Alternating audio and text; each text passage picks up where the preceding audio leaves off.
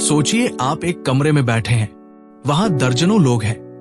कोई जोर जोर से हंस रहा है, कोई बहस कर रहा है, कोई अपनी उपलब्धियां गिना रहा है।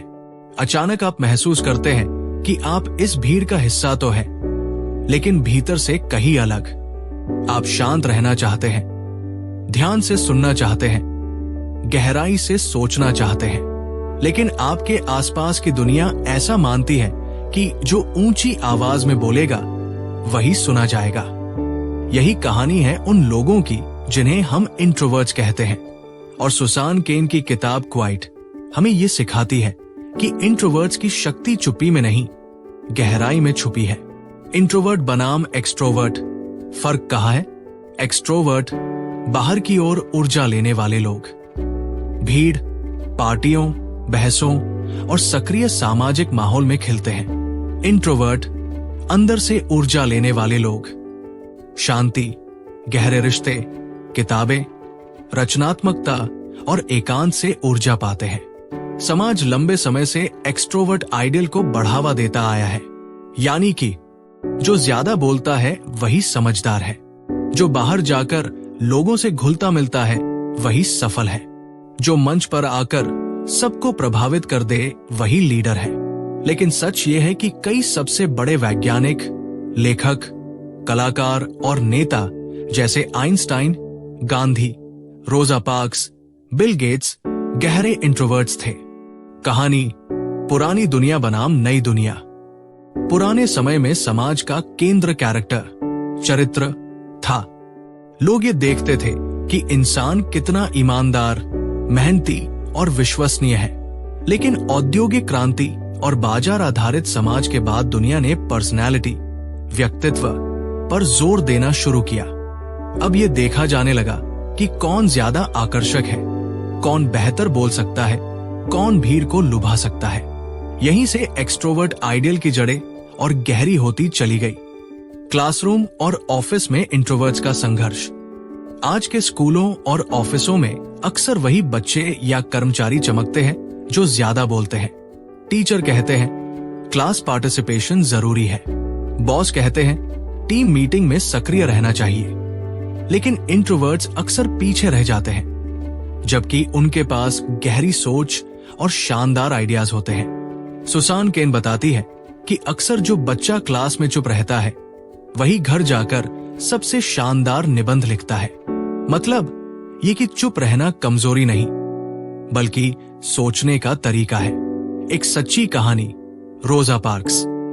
रोजा पार्क्स एक शांत, संकोची महिला थी। 1955 में उन्होंने अमेरिका के नागरिक अधिकार आंदोलन की दिशा बदल दी।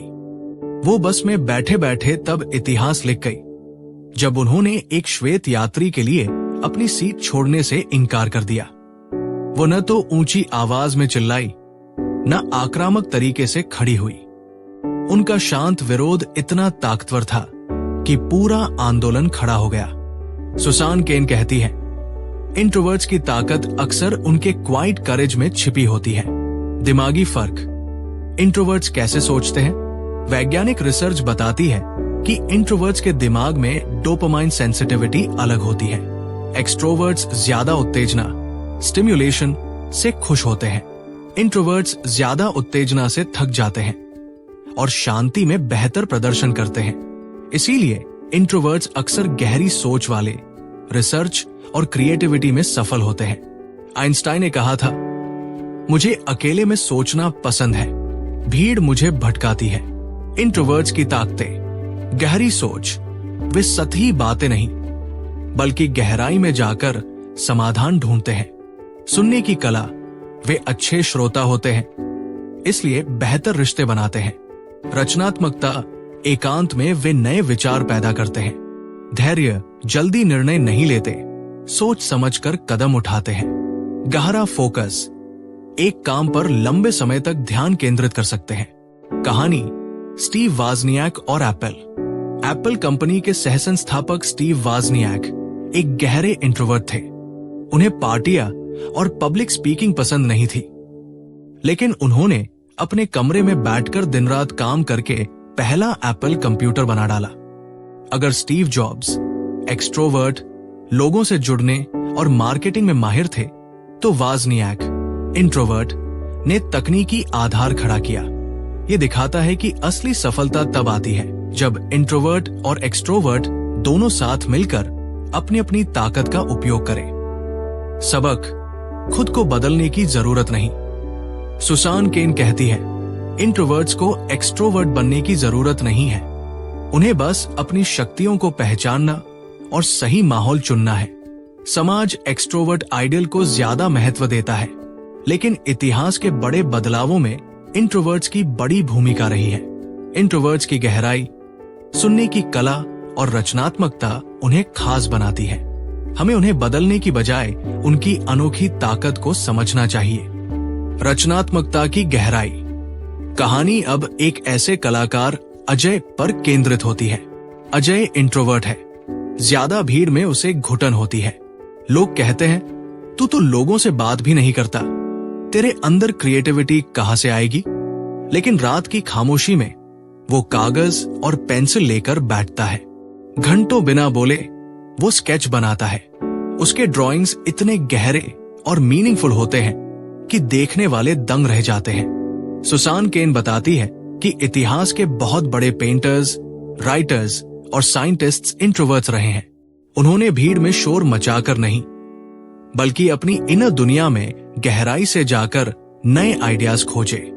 क्रिएटिविटी के लिए अकेलापन फ्यूल का काम करता है। इंट्रोवर्ट्स अपने अंदर की आवाज सुन पाते हैं और वही उन्हें ब्रेक थ्रू आइडियाज देती है। नेतृत्व का नया पैमाना।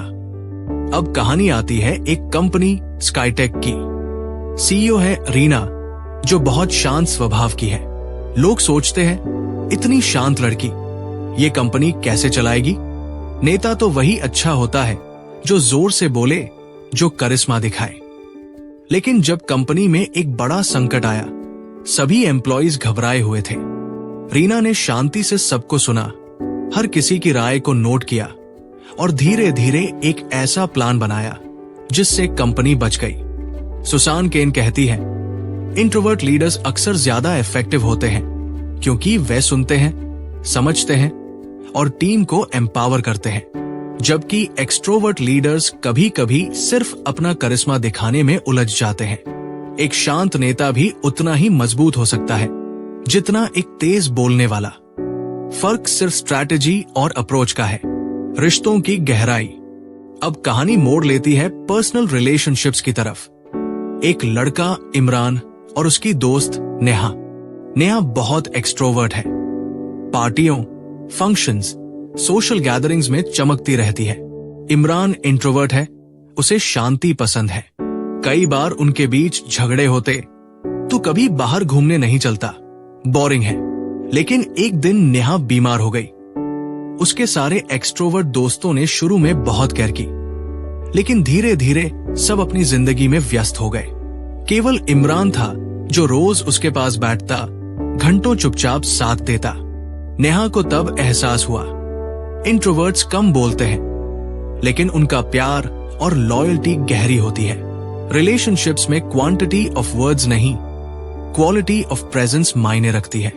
काम और सफलता का नया नजरिया। कहानी एक कॉर्पोरेट ऑफिस की ओर जाती है। वहां प्रमोशन पाने के लिए लोगों को खुद को बेचना पड़ता था।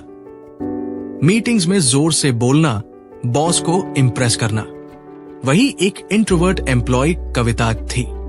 वो मीटिंग्स में कम बोलती, लेकिन जब भी बोलती उसका आइडिया गहरा और रिसर्च बेस्ड होता। बॉस ने एक दिन कहा, तुम ज्यादा बोलो वरना लोग नोटिस नहीं करेंगे। कविता ने सीखा कि अपनी इंट्रोवर्शन को वीकनेस मानने की बजाय उसे स्ट्रैटेजी बना लिया जाए। वो बिना शोर मचाए अपने काम से पहचान बनाने लगी। धीरे धीरे वही कंपनी की सबसे भरोसेमंद एम्प्लॉय बनी। सक्सेस पाने के लिए एक्सट्रोवर्ट स्टाइल अडॉप्ट करने की जरूरत नहीं। इंट्रोवर्ट्स अपनी नेचुरल ताकतों से भी चमक सकते हैं। इंट्रोवर्ट्स की छिपी ताकत।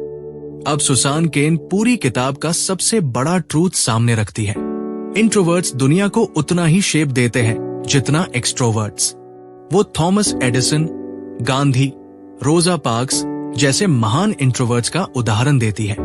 इन लोगों ने शांति से, गहराई से और लगातार मेहनत करके इतिहास बदल दिया।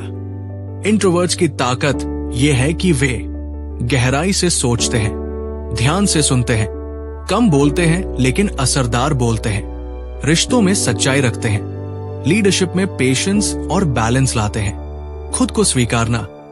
कहानी आखिरकार एक लड़की साक्षी पर खत्म होती है। साक्षी इंट्रोवर्ट थी और हमेशा गिल्टी फील करती थी कि वो भीड़ में एडजस्ट क्यों नहीं कर पाती। लेकिन जब उसने सुसान केन की किताब पढ़ी, उसे एहसास हुआ, मेरे शांत रहने में ही मेरी ताकत है। मुझे लाउड होने की जरूरत नहीं, मुझे बस खुद को सही तरीके से इस्तेमाल करना है।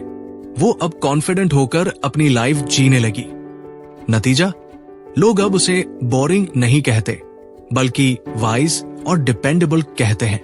कंक्लूजन, इस कहानीनुमा सफर के बाद सुसान केन हमें ये सिखाती है, इंट्रोवर्ट्स को खुद को बदलने की जरूरत नहीं, उन्हें खुद को समझने की जरूरत है। एक्सट्रोवर्ट कल्चर में भी इंट्रोवर्ट्स अपनी जगह बना सकते हैं। क्रिएटिविटी, डीप थिंकिंग और रिलेशनशिप्स में इंट्रोवर्ट्स ऑफन बेटर होते हैं। लीडरशिप करिश्मा पर नहीं, विजडम पर टिकता है। सबसे जरूरी, silence is not weakness, it is strength. अंतिम संदेश, ये किताब हर उस इंसान के लिए है जिसने कभी महसूस किया कि मैं बहुत शांत हूं, शायद मैं कमजोर हूं। सुसान केन हमें ये याद दिलाती है, क्वाइट लोग दुनिया बदल सकते हैं,